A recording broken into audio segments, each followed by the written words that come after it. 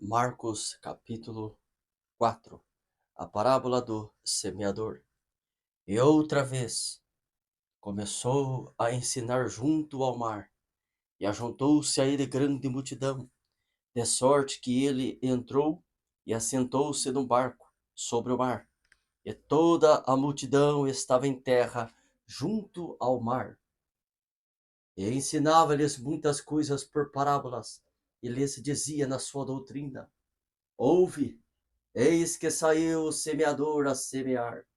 E aconteceu que, semeando ele, uma parte da semente caiu junto ao caminho, e vieram as aves do céu e a comeram.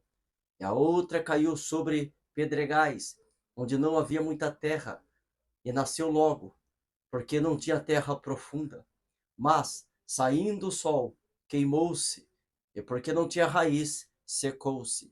E outra caiu entre espinhos, e crescendo os espinhos a sufocaram, e não deu fruto. E outra caiu em boa terra e deu fruto, que vingou e cresceu. E um produziu 30, outro 60 e outro 100. E disse-lhes: Quem tem ouvidos para ouvir, que ouça. E quando se achou só, os que estavam junto dele com os 12 interrogaram-no acerca da parábola. E ele disse-lhes: A vós vos é dado saber os mistérios do reino de Deus, mas aos que estão de fora, todas essas coisas se dizem por parábolas, para que, vendo, vejam e não percebam, e ouvindo, ouçam e não entendam, para que se não convertem e lhes sejam perdoados os pecados. E disse-lhes: Não percebeis esta parábola? Como, pois, entendereis todas as parábolas? O que semeia, semeia a palavra. E os que estão junto ao caminho são aqueles em quem a palavra é semeada.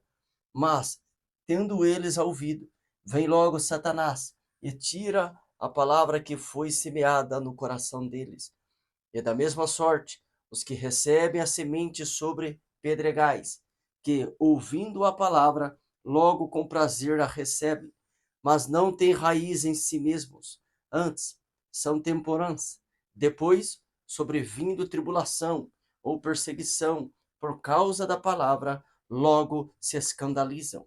E os outros são os que recebem a semente entre espinhos, os quais ouvem a palavra, mas os cuidados deste mundo, os enganos das riquezas, as ambições de outras coisas, entrando, sufocam a palavra e fica infrutífera.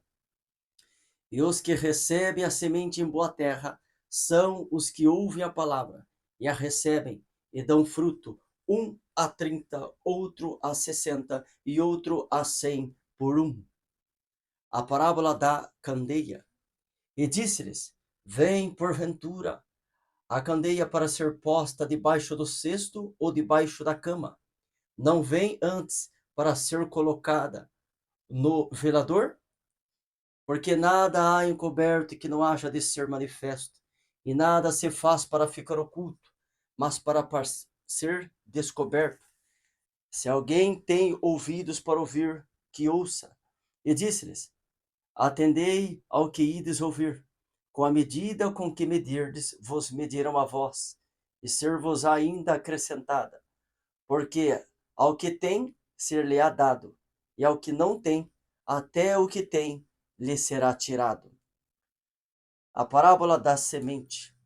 E dizia: O reino de Deus é assim como se um homem lançasse semente à terra e dormisse, e se levantasse de noite ou de dia, e a semente brotasse e crescesse, não sabendo ele como, porque a terra por si mesma frutifica. Primeiro a erva, depois a espiga, e por último o grão cheio na espiga. E quando já o fruto se mostra, mete-lhe logo a foice, porque está chegada a ceifa. A parábola do grão de mostarda. E dizia: Ao que assemelharemos o reino de Deus? Ou com que parábola o representaremos? É como um grão de mostarda, que quando se semeia na terra, é a menor de todas as sementes que há na terra, mas, tendo sido semeado, cresce e faz-se a maior de todas as hortaliças, e cria grandes ramos, de tal maneira que as aves do céu podem aninhar-se debaixo da sua sombra. E com muitas parábolas tais lhe dirigia a palavra, segundo o que podia compreender. E sem parábolas nunca lhes falava, porém tudo declarava em particular aos seus discípulos. Jesus apazigua a tempestade. E naquele dia, sendo já tarde, disse-lhes: passemos para outra margem. E eles, deixando a multidão, o levaram consigo, assim como estava no barco. E havia também com ele outros barquinhos.